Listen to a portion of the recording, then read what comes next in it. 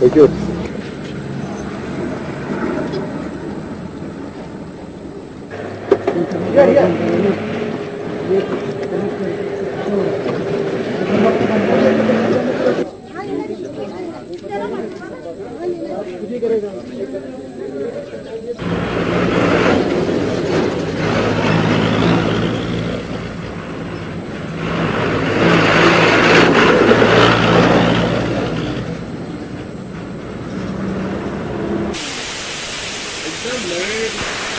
नहीं आ सकता मेरे कैमरे में आ सकता है मैं तेरे fire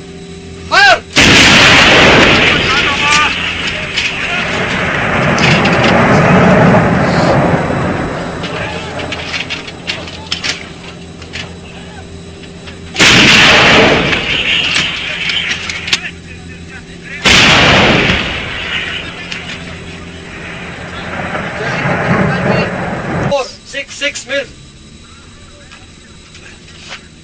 QE03. Number 3, bearing 0464 mil. Ghosh.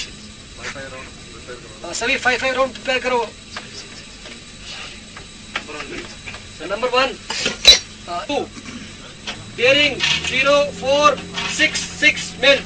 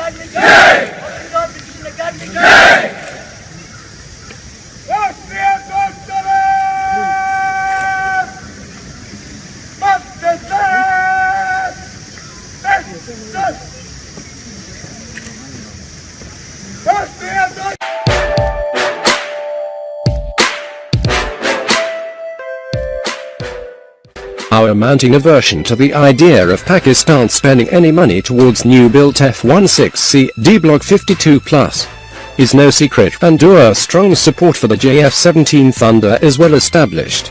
As a general point, the greatest value of the JF-17, at least for Pakistan, does not rest in its performance, but in the reality that Pakistan has authority over the platform. By authority, we refer to the fact that the Pakistan Air Force PAF can configure the JF-17 according to its will. This is the most essential point. While the F-16 is inherently the superior platform in terms of performance and quality, the PAF does not have the luxury to push the Viper to its available potential. Just consider the fact that the PAF cannot readily integrate a high off-boresight Hobbs air-to-air missile arm onto its F-16S without U.S. approval of some shape or form.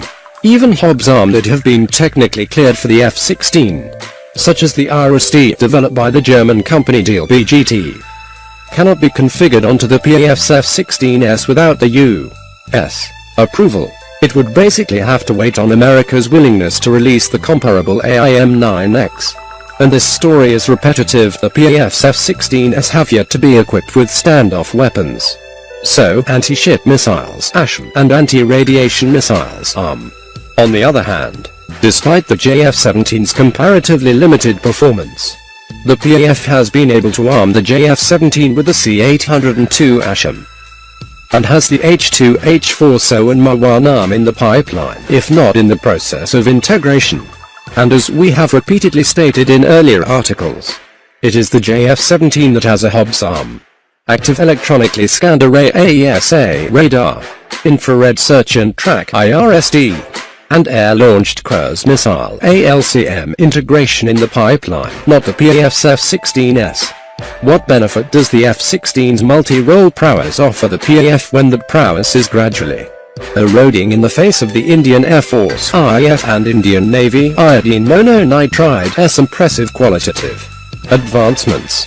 Finally, there is the reality that unlike the F-16, the PAF benefits from an increasingly adept domestic base capable of thoroughly supporting the JF-17. Yes, Pakistan Aeronautical Complex (PAC) is a novice in terms of being an aerospace industry entity, but it is gradually and incrementally becoming capable. Despite the difficult political and economic limitations Pakistan throws onto itself, the work-share agreement has shifted 58% of the JF-17's airframe manufacturing to Camera, and efforts are underway to bring a maintenance, repair and overhaul MRO CLIM of turbofans as well. With the maintenance and support channel being domestic, the PAF can draw upon the benefits of assured and affordable accessibility. The necessities produced in Pakistan and in some cases imported from China and Russia are the affordable side of the cost spectrum. The money that goes back into PAC also goes back into Pakistan. To be honest, the points being explained in this article are mostly earlier ideas being conveyed from a different set of angles, but they set the basis of why it is important to consider ideas about next steps, not just for the PAF but for PAC and the JF-17 Thunder program. The F-16 and import route generally has become a difficult path to take on, hence the reason why it is imperative that domestic development now take on a much higher level of importance. The PAF ought to seriously consider the value of bringing more of the airframe manufacturing to Camera. China has been a dependable partner, but urgency and the desire to not take relationships for granted needs to be adopted. There is a learning curve and a lot of building blocks to set up, but the expertise and infrastructure built for the JF-17 will prove valuable for future projects. Make no mistake, a unique and independent program is not going to happen, but Pakistan could potentially one day offer something of tangible value to an outside partner. We are not talking about groundbreaking research, but at least a chance at becoming a viable co-production partner that could help pull costs down, or capable licensed manufacturer of more sophisticated subsystems, etc. It would be a huge shame if, like the K-8 Karakoram, the JF-17 program ends up at a plateau, and then just stays flat from an indigenization and development standpoint. The PAF should also be critically averse to the notion of capping the JF-17. In other words, the fighter must not be relegated into becoming just a second-tier fighter relative to other fighter options for the PAF. For all intents and purposes, the geopolitical and economic reality has made the JF-17 the backbone and edge driver of the PAF fighter fleet. By edge driver we refer to the idea of it being the platform where the PAF has the flexibility to keep up with qualitative changes in South Asia, such as the eventual entry of AESA radars. While the PAF must not waste funds, the PAF ought to ensure that the JF-17 Block 3 and potentially Block IV and Block V are equipped with the most appropriate in terms of the cost-to-performance ratio subsystems available. It would be a shame to see a less capable AESA radar e.g. via less